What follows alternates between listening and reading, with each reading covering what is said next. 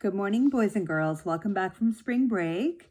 And now we continue with the adventures of Alex and Connor in the Land of Stories, The Wishing Spell. Alex and Connor ran out of the town and were on their way toward the eastern gate of the Red Riding Hood Kingdom in a matter of minutes. They only looked back once and saw that almost half of the castle was now on fire. A thick trail of smoke filled the sky. Was that the fourth or fifth time we've narrowly escaped death this week? Connor asked. Who was that woman?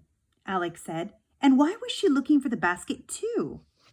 Thank God she found it. Otherwise, we might have never found it, Connor said. The most worrisome thought came to Alex's mind. Connor, you don't think someone else is collecting items for the wishing spell, do you? He had to think about it. But she could see it was just as troubling for him to consider it as it was for her. I doubt it, Connor said.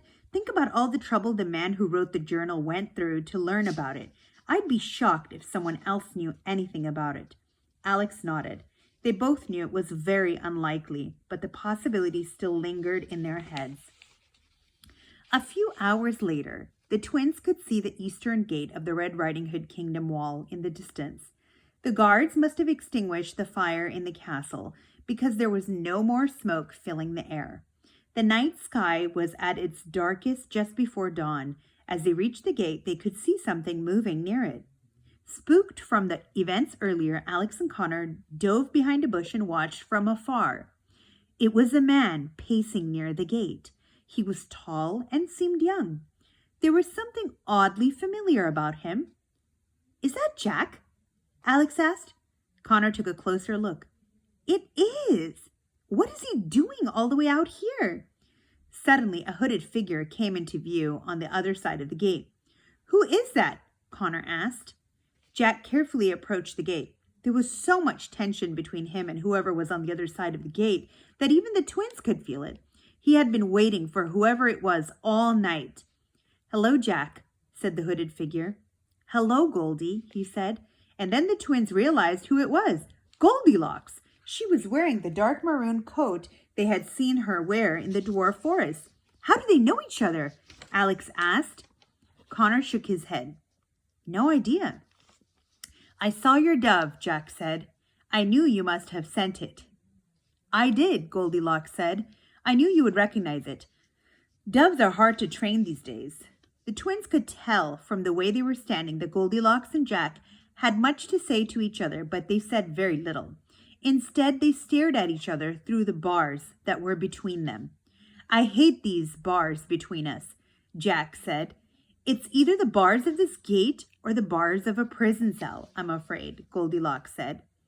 I worry about you constantly, Jack said.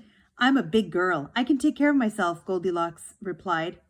I wish you would let me come with you, Jack said. You know I'd pack my things and leave right now if you would let me. No sense in ruining two lives, Goldilocks said. You'll find somebody else someday. Yeah, you've been saying that since you left, yet here I am, year after year, meeting you in the shadows, Jack said. She's the one he's in love with, Alex said, putting the pieces together. She's the reason Jack won't marry Red Riding Hood.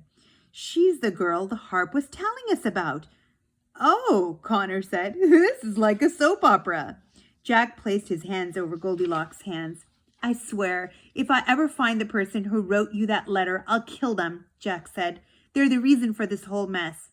What is done, and it can never be undone, Goldilocks said.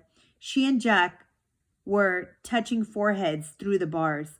One day, I'll clear your name, Jack said. I promise you, and then we can be together.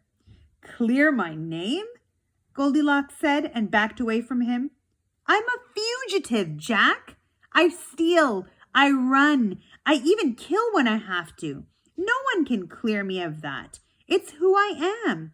It's what I've become. It didn't start off as your fault. You know it, Jack said.